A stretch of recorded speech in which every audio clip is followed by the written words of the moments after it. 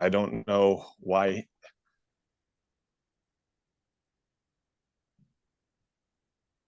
All right, how are you feeling? Are you comfortable me starting? No, I can't you print see it up? any of my notes. I only got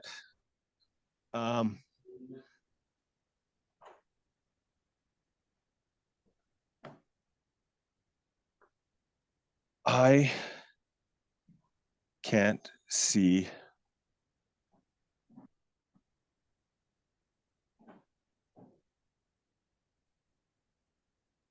any of my notes for the actual slide that I'm looking at, which is bizarre.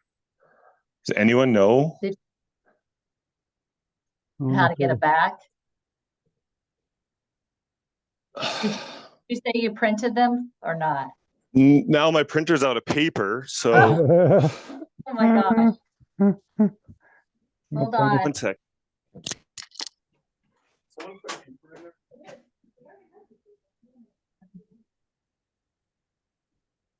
Yeah, I guess we're late, right?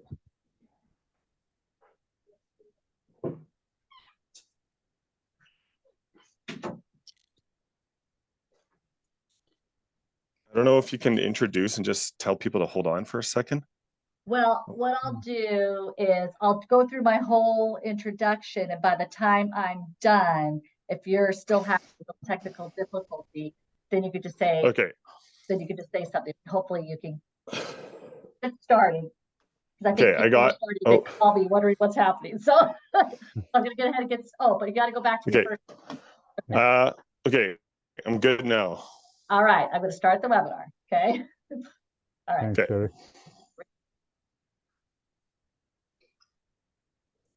Hello, everyone, and welcome to today's Tech Talk on Unveiling the Hidden Harmony Decoding tab reports for commissioning excellence. My name is Sherry Adams, and I'll be the moderator for today's session. Please note that throughout the Tech Talk, all phone lines will be muted. This will minimize any background noise or feedback that could distract from the presentation. We'll be using the Q&A function. So when you have a question, please submit through the Q&A function. We'll be gathering all these questions throughout the Tech Talk, and we'll leave some time at the end for Q&A. We will also be recording this Tech Talk, and it will be available on the website under the resources section.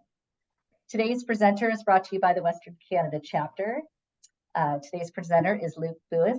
Luke's commissioning journey began as a tab technician, developing an intimate knowledge of building systems over these 5 years, provided a path to providing commissioning services. Luke has worked on a wide variety of projects, including major public-private partnership hospitals, educational facilities, wastewater treatment plants, and residential towers. As energy conservation and building efficiency improvements are key motivators for Luke, recommissioning existing buildings has been a developing area of interest and capabilities. After 10 years in the field, delivering both tab and mechanical commissioning services, Luke took on a management role. With energy conservation on the back of his mind, Luke's concerns with his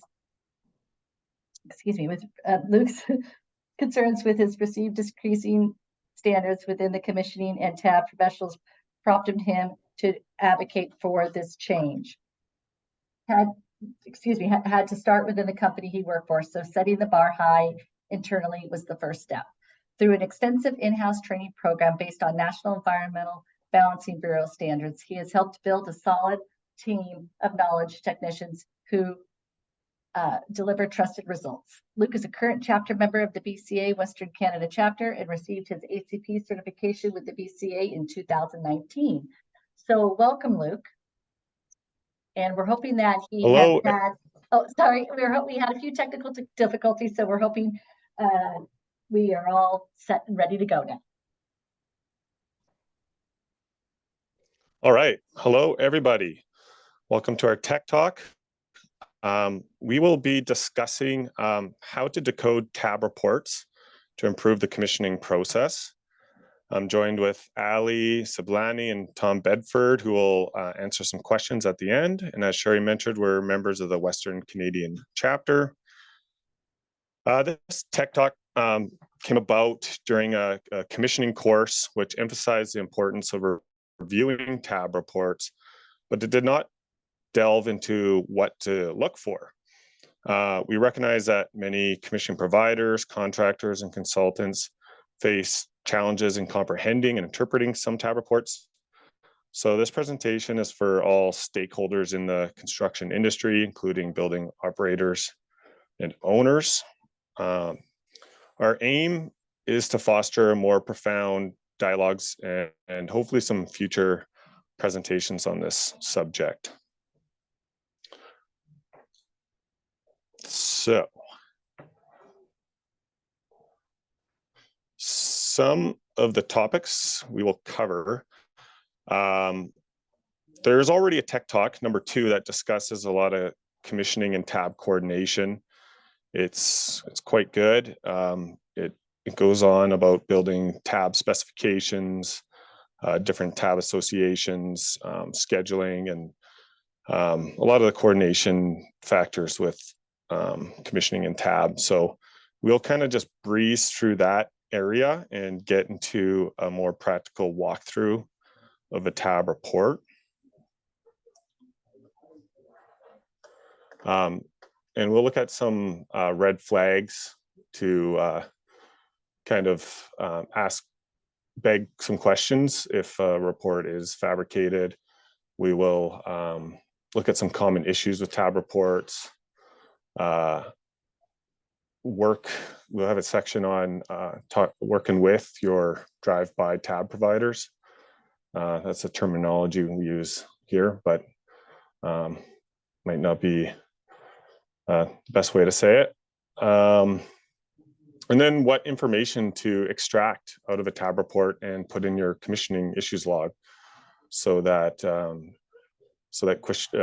performance issues get rectified and don't get lost till way after the project's done.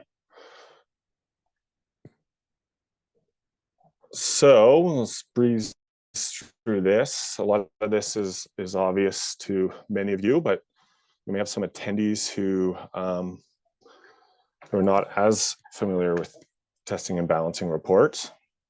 They really confirm that the design works.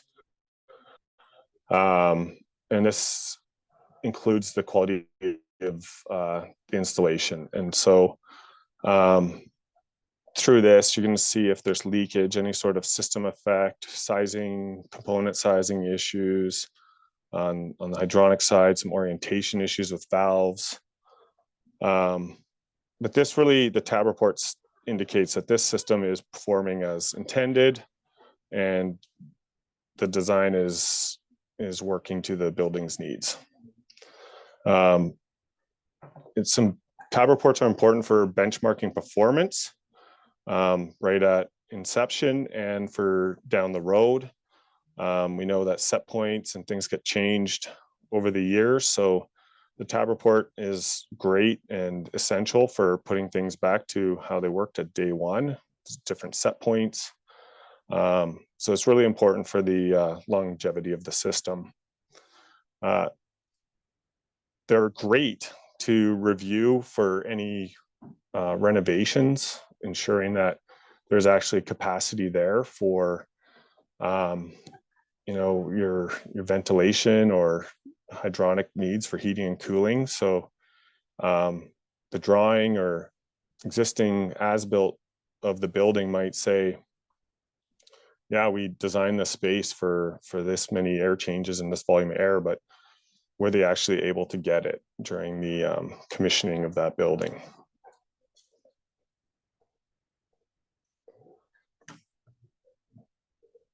We also use tab reports for identifying issues during construction, after, if you get the chance, hopefully before construction. And this is issues with all parties, controls, the design, the installers. Properly balanced buildings can improve energy efficiency.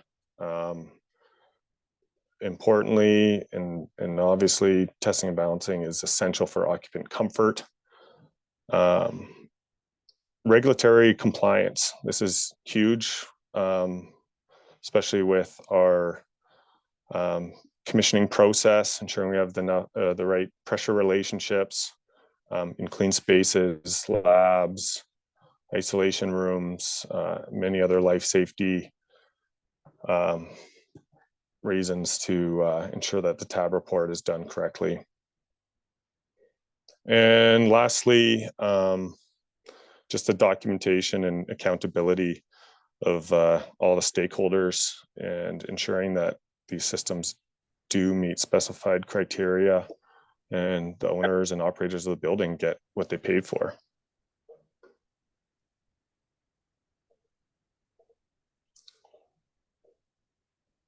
So using tab reports in the commissioning process. So it's very important for the commissioning provider to coordinate with tab, and we'll get into that, but like we touched on before, it validates that the design intent and the installation is done correctly. We need to use the balancing set points for our verifications and functional testing. So we're ensuring that everything is optimized and running efficiently.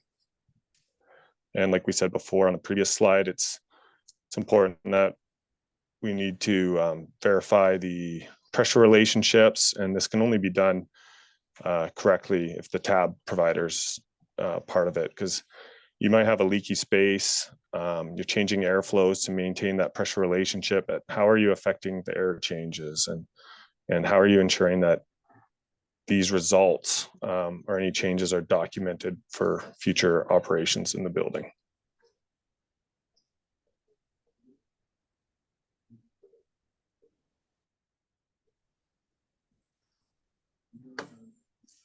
So using tab reports in the CX process, you're ensuring tab issues are tracked in the issues log. So depending how things are moving along in the schedule, you could be working with the tab provider on site to just rectify issues in real time. We know that sometimes, tab isn't being completed until last minute. And so some of these issues could lay within that report long after the construction process is done. So making sure that we're reviewing it and any performance issues with equipment are tracked in our issues log.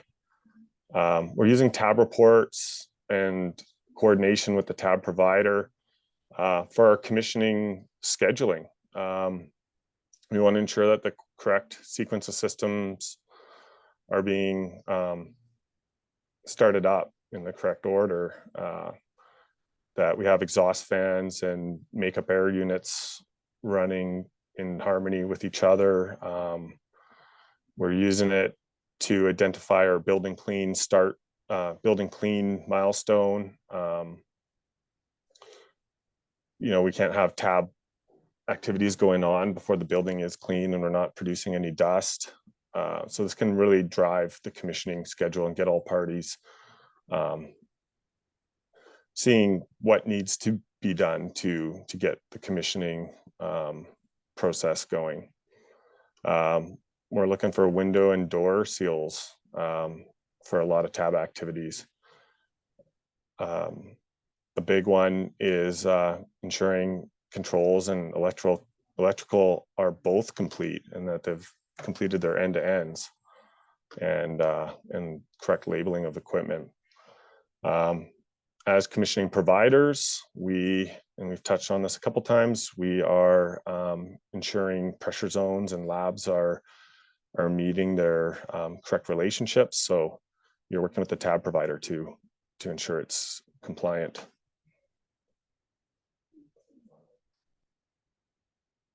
So we'll breeze through this. And this is just some key information you should be looking for on a tab report, and it will help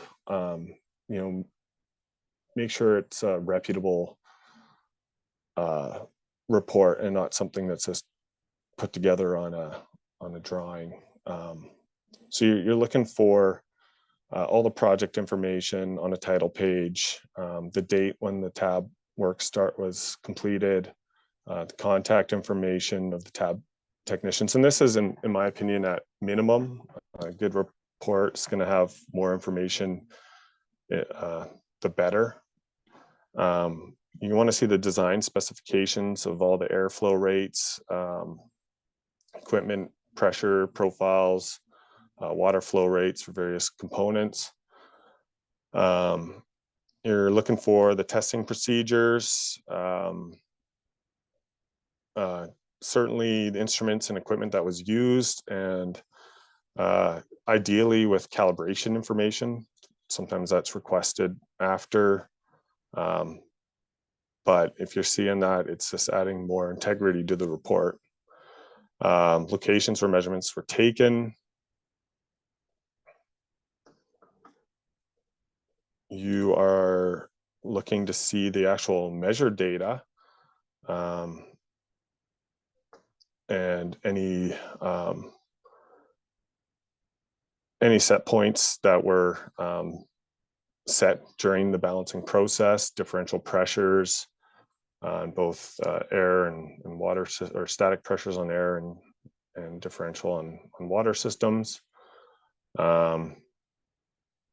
You're going to look for how, let's go to the next slide here.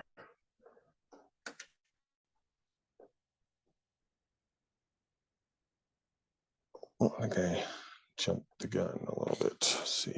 Yeah, you're going to look for how this system was balanced. You're looking for initial numbers. You're looking for that there's an index damper. So they balance to a wide open terminal, any correction factors, and certainly calibration factors on like VAV boxes or any other calibrated terminal.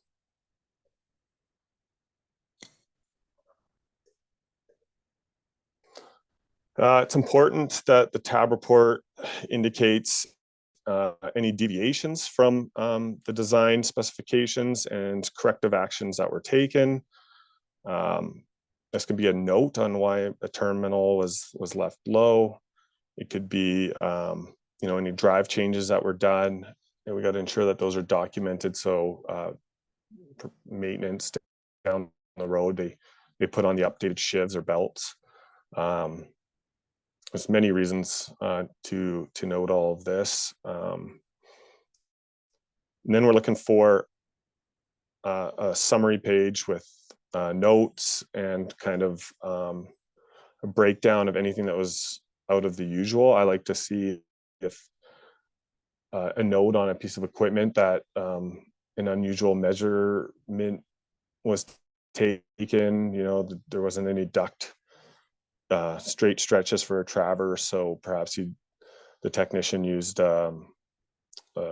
RVA, rotating vane anemometer, and they just had to assume a factor or use an industry standard. So recommendations, we tread lightly around this, so we might point out some possible solutions, but that's really up for the consultant to run with that and implement any sort of recommendations. So it's just how you word it, and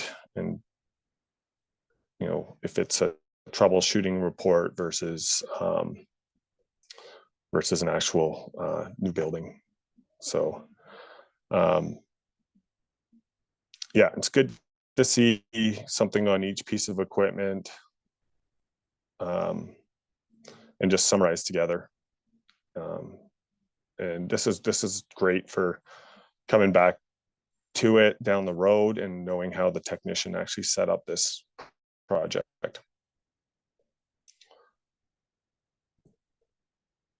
All right, where to start with tab report reviews? So a good tab report should be able to tell the story of how this building was set up. You should be able to see all the actions that were taken. We'll kind of go through that here with an example. CX providers, you really need to know what to look for, and this is what this talk is designed for, is to help assist with that. You gotta remember, you can't ask for more than what is specified in the tab section. So if you get the opportunity to help build and develop that tab spec, make sure it's well-rounded and covering all the essentials and more, and ensure that you schedule time for a proper tab report review during the project.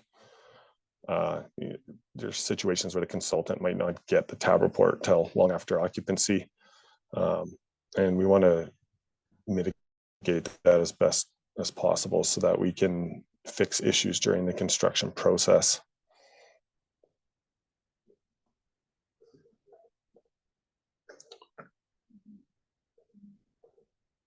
All right, so getting to the good stuff here. Red flags on a fabricated tab report. And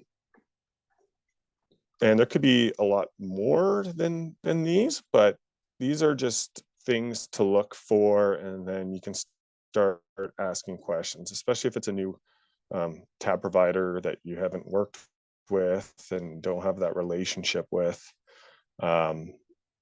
And perhaps they don't have, a established reputation yet. So a big one for myself is the lack of a % of design column. So I like to go through and just see that everything's within its specified amount, whether it's plus or minus 5% or 10%. That no one's trying to hide anything that might be without a specification. And we know a lot of people are not going through and crunching each one of those actual versus design. So it's good to have that column. Missing initial survey numbers, another huge one.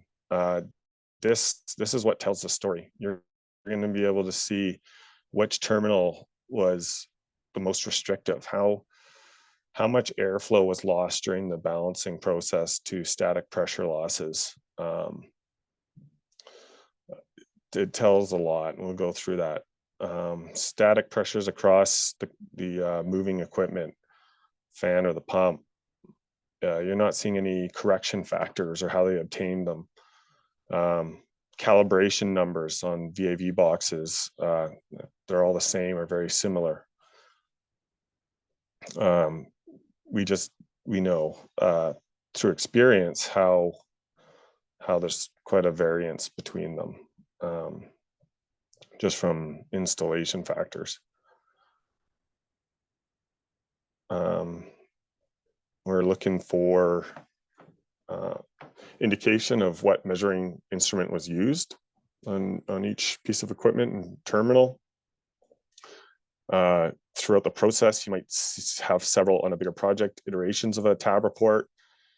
And there could be obscure dates and things not lining up.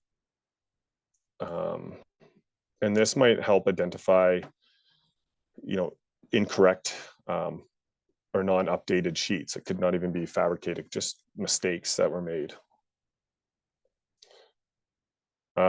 Unexplained recommendations or comments, things that are just not matching reality. We've seen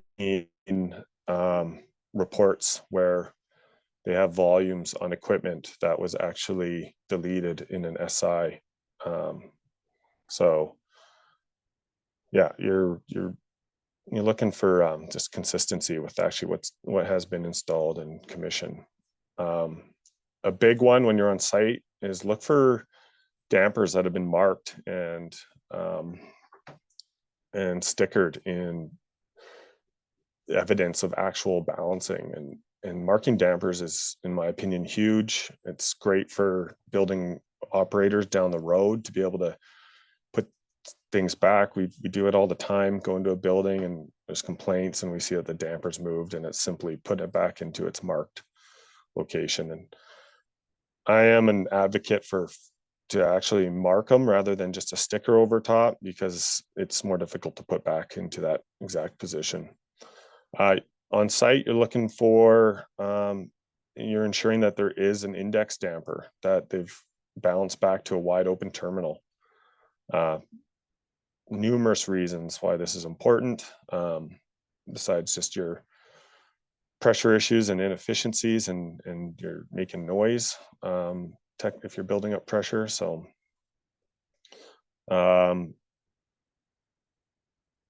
you're looking for pitot tube traverse sheets, especially for major pieces of equipment, and this is going to help identify how much leakage is in a system. It's going to verify,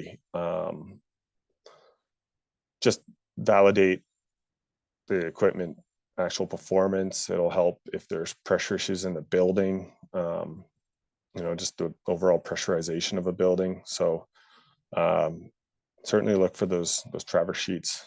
And the top one is a balancing report where you see every number's at 100% of design. So I've been in the tab industry long enough and balanced enough systems to know that I've never got every terminal to 100%, and how difficult that would be.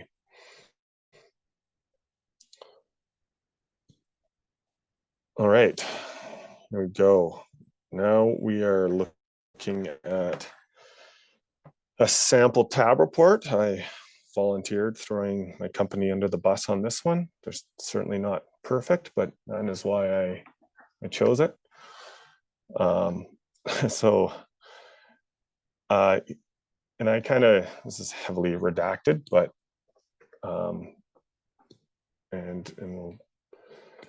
there's some sections that are missing just for the time constraints that we have. But here we go. We got comments and kind of like a summary on all the pieces of equipment, final operating set points. Here they had to adjust the outdoor air using, looks like a potentiometer by voltage. We talk about how they obtain the volume. If we look at MUA1, so there's a comment here that we're going to see later on of why terminal was left low. So yeah, let's see here. So this terminal did not track with the rest of the system. So perhaps when they were balancing back to this terminal, they were losing a lot of total volume, and it was not coming up. So it'd be good to add a comment that maybe they talked to the consultant during this process and ensured that they didn't have to increase the duct size and they were making an adequate airflow still. So that could be included as well. Over here, we're looking at EF7A measured with an anemometer with a correction factor, but there's no note on why they use this one, if it was verified by pitot tube, so that would be good to include. Perhaps there was no straight stretches of duct work or any way to get a traverse, so they had to use a factor that they have used before on similar types of equipment or an industry standard. So there could be a little bit more information on that as well. I don't know personally if it's worthwhile having a comment on a piece of equipment such as EF3 that the design volume was met. I mean, it is nice to just have a glance over and have a bit of a summary on it, but it could just be information that is maybe not needed. So that's up for debate. But yeah, really, I like to look for any procedures that were done that are out of the normal NEB or AABC proper ways of performing tab. Like I mentioned before, you're looking for set points as well, summarized. So your static pressure set points and differential pressures.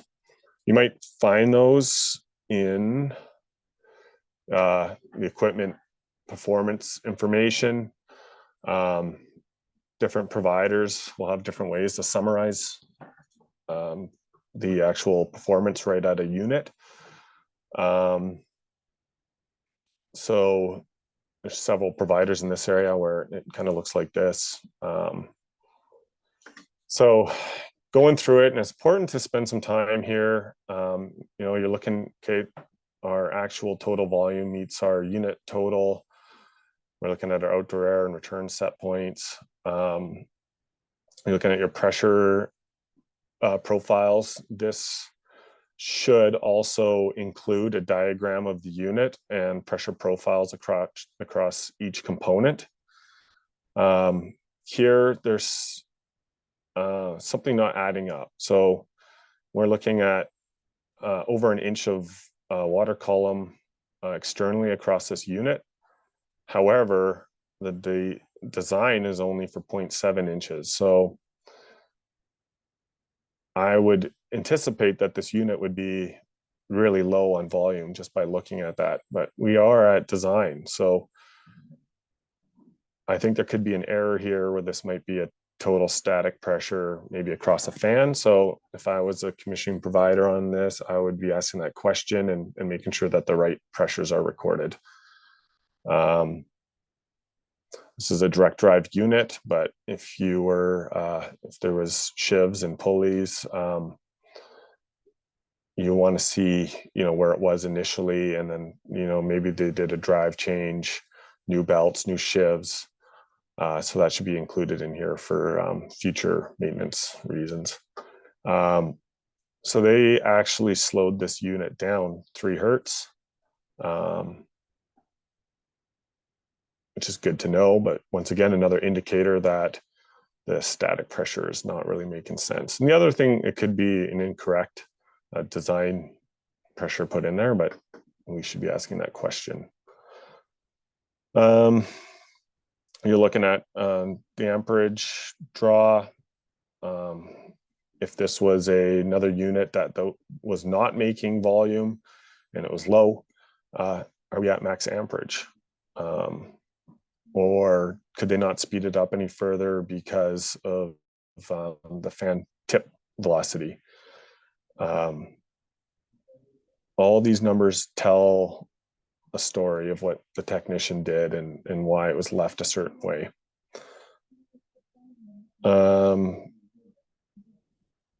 You're also, obviously there's just making sure that the right model and it matches your commissioning data and all that as well. But you're looking either a summary page of set points or something. I kind of like it for each piece of equipment to have it just for some continuity. So that if this was a big air handler controlling to a static pressure, that there's a note on where it was set and left.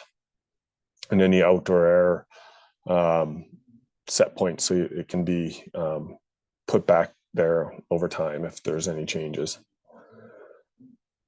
And like I mentioned, you're looking for schematics of all the components and the pressure drops across them.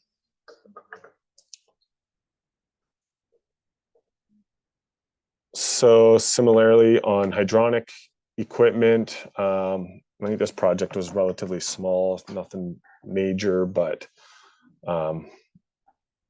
so there's some data missing on the pre-balance. They didn't take pressures, but they have an initial volume there. Looking at the FLA amperage, and you're going to want to compare that to what they actually measured after balancing was completed, so you can tell what kind of capacity is left there. You want your differential pressures, and a big one to ensure that is complete is that dead head or shut off condition values were obtained. This is huge down the road and essential for plotting on a pump curve too, but you're going to be able to maintenance down the road, they're going to be able to see if there's been some cavitation or any wear on the impeller by replicating a shutoff and seeing that you're maintaining that same differential across the pump. just circling back, the importance of the initial numbers. This is great for designers and even just proving out that the balancing process was done right, is just to see how much was lost to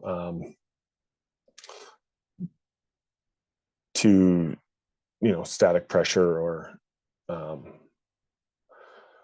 just overbalancing a system. So great information to have. And as we looked at on the air, look for controlling pressures, differential pressures, set points. There are certainly pressures that are differential controlling set points that are specified, but I haven't come across a system where it's actually matched that, and balancing really needs to occur to properly set that up.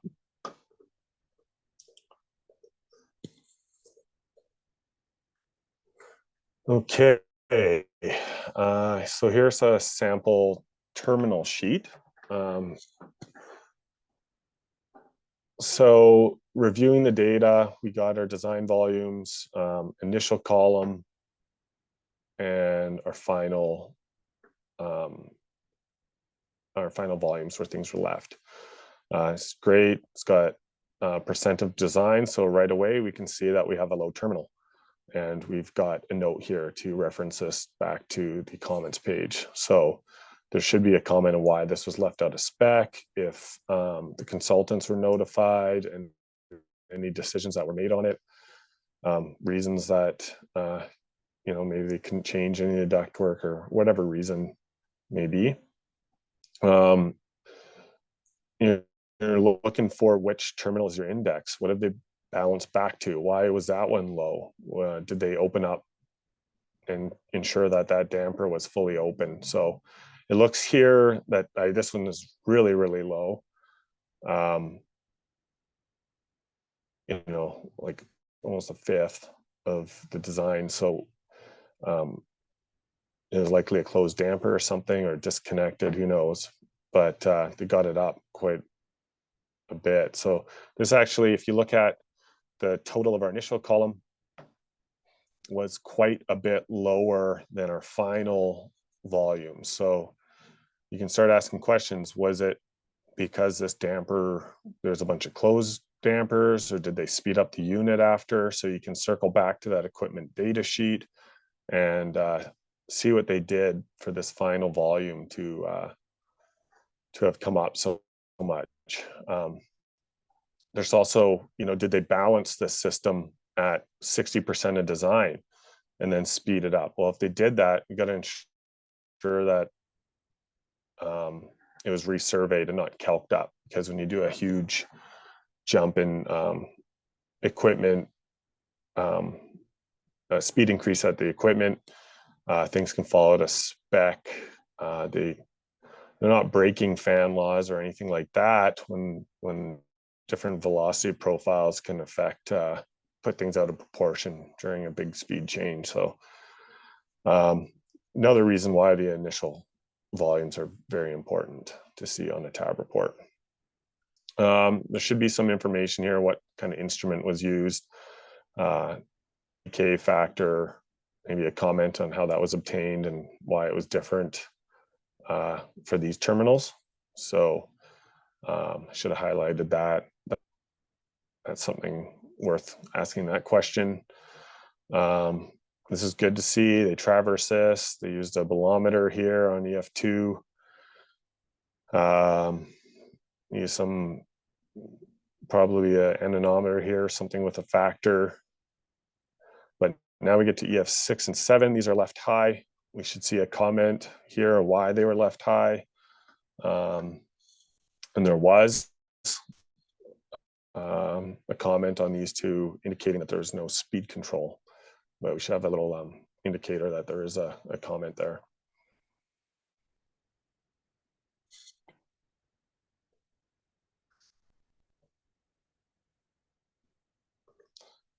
So same on the hydronic sheet. This is kind of not the best example. There's single terminals, but definitely some points of information to look at and possibly ask some questions. So here, this one pump was overperforming. You're looking for, what kind of pressure drop was across the CBV, and was it wide open in the initial column? And what's interesting is here they've cut down this valve to nearly half, and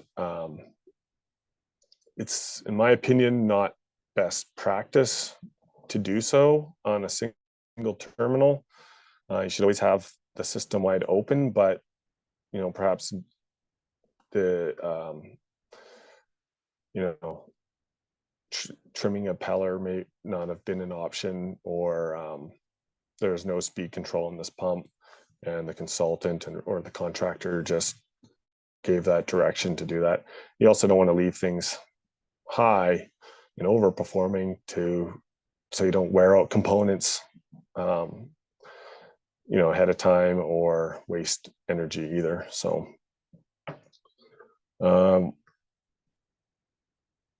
so here we go. On the domestic side, there's no CBV, and there's no gauges or balancing valves. So if you're a part of this, the balancing process while you're commissioning, this is definitely something that could get brought up in the commissioning process. It's important to have gauges for facilities maintenance down the road, to many reasons. Obviously, not just to validate performance, but just to see how things are operating. So there's some good information to extract there. One thing I should mention is different balancing valves have different wide open settings. So the average person looking at this might not know that this is a TA valve and it's wide open at 4. So there could be a bit more information on what kind of balancing valve was used there.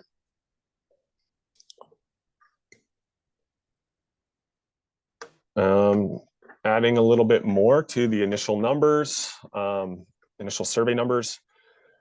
What I really wanted to hammer home here, and this is, how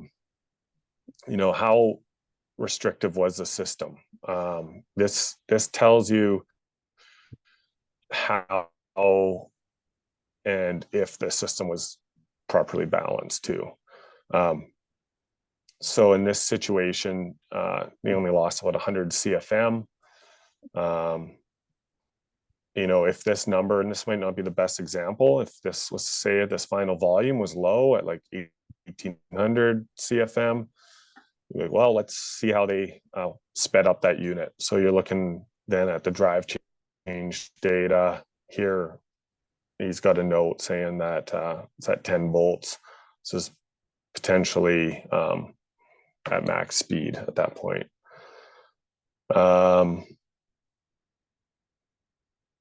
So yeah, this is really focus in on that initial survey column, and spend some time with it. And if the story's not adding up, then you can start asking some questions. Quick look at some traverse sheets, PO2 traverse sheets.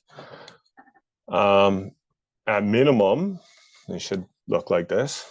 A little bit of information where the unit was set at when they're running the traverse, a location where they took the pitot tube would be great. So a reference to it on the drawing. And now you're looking to ensure that they've used correct spacing, whether it's log Chebyshev or equal spaces method. You want that kind of identified here.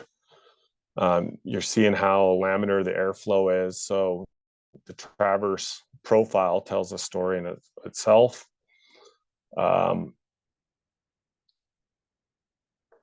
let's look at next sheet here. So here's a profile. It's quite laminar. As you can expect in a good location with the correct number of duct diameters, slightly higher velocity in the center. But this looks like you could really count on this reading being quite accurate. And that data is going to be good. You're going to be looking at these if you're having issues with building pressurization as well, that the main volumes coming out of these units are correct and accurate. So one way to beg that question is traverse, where you have readings that are all over the place. So clearly this was not in a very good location. We got some dead zones. There's probably a back eddy going on here. So there should be a comment of, why this was used, what it was used for. Did they obtain a factor? Is it a total volume for a piece of equipment? But we need a little bit more information on that. Perhaps there is no other location. I'm sure that's the reason to get a reading for this particular piece of equipment, but certainly something to look for in ensuring that the correct method was used and the numbers make sense. Another thing to look for, and this should be in the comments page, or somewhere in the summary of if they're measuring in standard or actual error.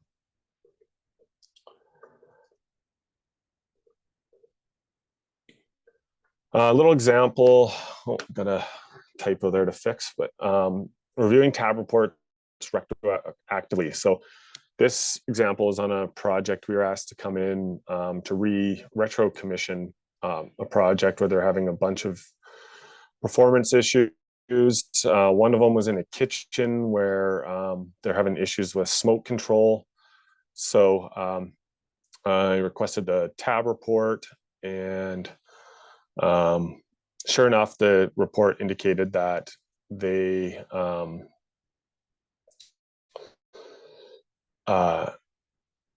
slowed down the exhaust fan to match the supply fan, the makeup air for the kitchen. And the reason, and to maintain the pressurization in that kitchen, so we weren't under a huge negative. Now, on the supply fan, right away, our total pressure was higher than design. You can see that that they're quite a bit lower here in their final numbers. They could not do a drive change, and I guess I cut out the amperage, but the amperage was at max horsepower draw. So there's no way for them to get more airflow out of this unit. But it didn't take much investigation to see the problem was the reducer to the inlet of the fan to the grill outside was about the quarter of the size of the ductwork. So it was undersized and it was left that way. So this is now, to properly get that kitchen working, they got to do a bunch of work to the envelope, duct modifications. So this could have been caught during construction and rectified then. Just simply seeing that we have a way too high of a suction pressure for a small fan and only 8 feet of ductwork on the suction side. So there should be a drawing to reference your terminal measurements. You might see this on the actual engineered drawing and floor plan. That's fine. If your tab providers putting it out on a line schematic that they produce, it might clean it up a little bit and make it easier for maintenance and facilities personnel to reference down the road. Some providers put the actual and design airflows right on the drawing, which is great. However, as long as there's still a terminal sheet that references and summarizes everything as well and has that initial number, because I think it would be a little bit too cluttered, having the initial design actual and then a percent with it. So yeah, that's something to help, that you can use in developing the specifications, what to ask for. But if you're looking to decode a tab report, it's nice to have it all in a terminal sheet. So you have all that information right there. You could be looking for pitot tube traverse locations on this drawing. That would be a great add, and I would say it's missing and deficient of that on here. That helps, everyone in the future find those the test holes. Any pressure profiles could be added on here as well, and depending on the format of fire drop tests, fire damper locations on here could be an asset as well.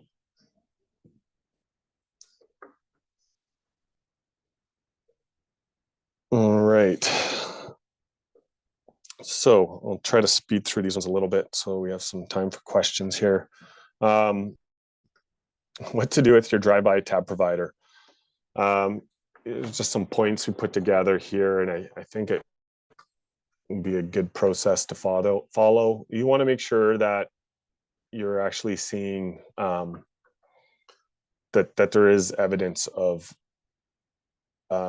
that the work wasn't done. So gather your evidence. Advise to communicate directly to the tab contractor, express these concerns, and do this calm and objectively, because there could be some other reasons why some things aren't adding up.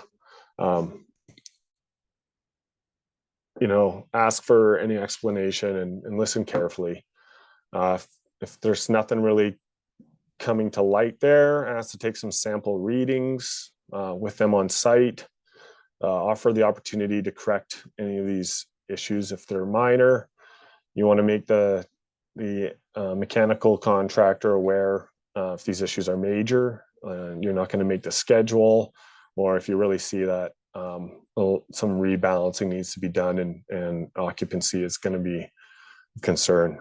So yeah, things can escalate at that point. You're going to want to review any of the contractual agreements, ensuring that you're not asking for anything that was not specified. At that point, if we're not getting anywhere with the tab provider, you're going to want to escalate this and involve some of the other stakeholders, the general contractor, engineer, and the owner. Make them aware of what's going on. And it might be necessary at this point to get some third-party opinions. This could be another tab professional, the consultant, and the CX provider to get another unbiased opinion of what we're dealing with. Make sure we're documenting everything, the time spent, the processes.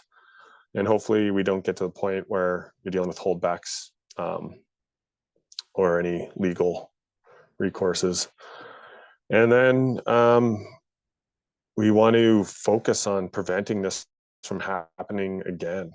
So by doing that and establishing standards and who we're letting on the job sites, hopefully a lot of these issues are mitigated. And some of the ways that we can prevent non-compliant tab and drive-by balancing is to witness and be a part of the tab process.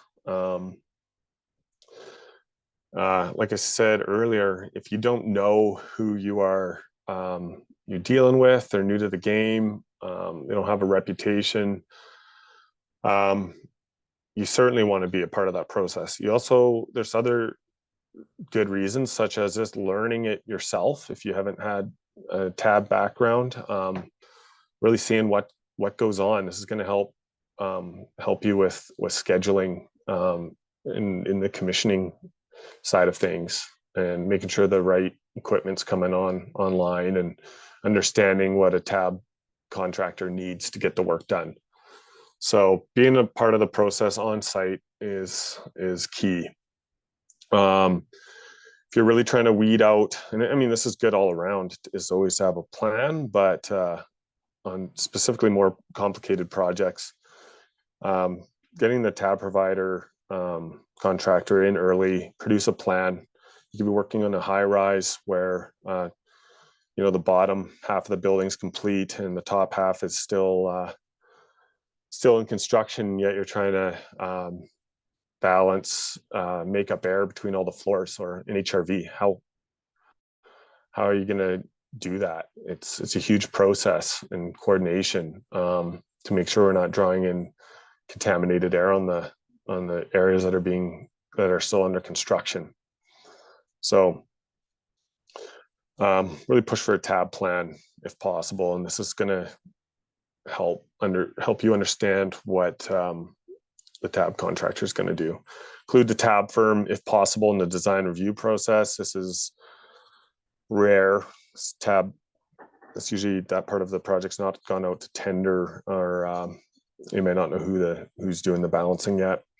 And then only allow reputable firms in the specification. It should be an earned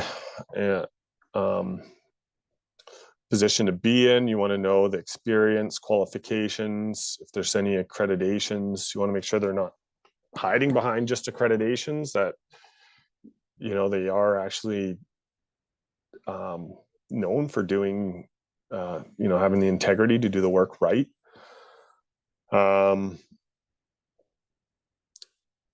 And this one, in our area, it's not as common, but maybe in other parts of the world, having the tab contractor work directly for the general contractor, the owner, it might remove a bit of conflict of interest of having the mechanical choose who they want on their project, make things go a little easier for them. So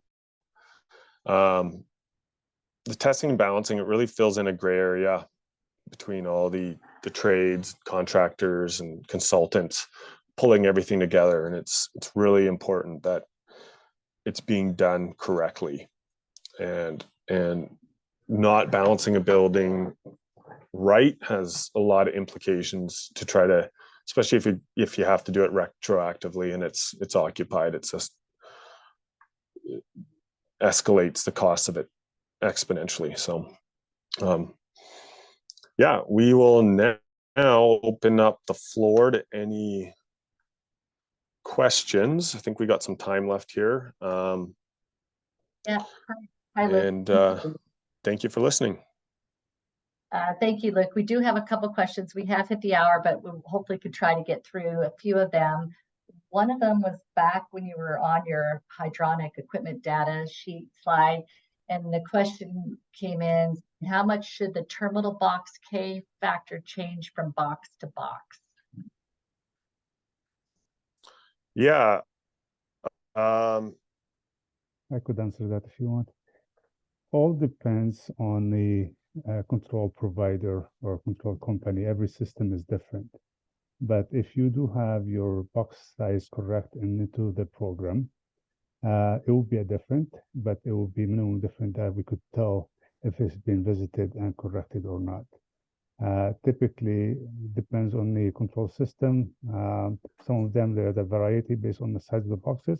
Some of them, you don't even have a K factor. You measure the flow, you insert it into the program, it will adjust the box to where you want it. So by the end of the day, you only get that number out of the system. So yes, there is variation that we could tell from our experience that the VAV boxes were visited and corrected. Thank you, Ollie. And then another question that came in was pros and cons of the TAB contractor being contracted by the commissioning provider. From my perspective, no. I prefer to be hired by the owner if possible, and if not, because the commissioning provider is not the person who hired people on the project. So that is a little bit unusual. Okay. So that is all we have. If there's any others questions, feel free to put them through right now, as we are, like I said, at the end of the hour. But just as a reminder to everyone, don't forget to register for the BCA annual conference in Orlando, October 4th, 5th, and 6th. You'll be receiving many emails announcing all the many events happening at the conference, including the golf tournament, workshops, tours, and of course, our annual dinner. So hope to see everybody there. I would just circle back to that K-factor question too. Yes. If you are seeing a wide variance from kind of like an average point, you're probably looking at like an elbow or some installation issue that's really throwing off that K-factor, or or they might have the wrong area put into the DDC. So there's certainly some spread, and you'll see that spread, and everything should kind of be in there, and then the outliers is kind of what you're really looking for. Thank you, Luke. That's what I got on that. Yeah. No, thank you. And if there's any questions that didn't get answered or that you have that we don't have time for, feel free to send them my way, and I can send them on to the Western Canada group. And we want to thank Luke and Ollie and Tom for helping. And on behalf of the BCA, I'd like to thank everyone for participating in today's Tech Talk, and hope everybody has a great day and that we see you in Orlando next month. Thank you, Sherry. Thanks, Luke. Thank you all. Thanks, Tom. Thank you. Everybody. Bye-bye.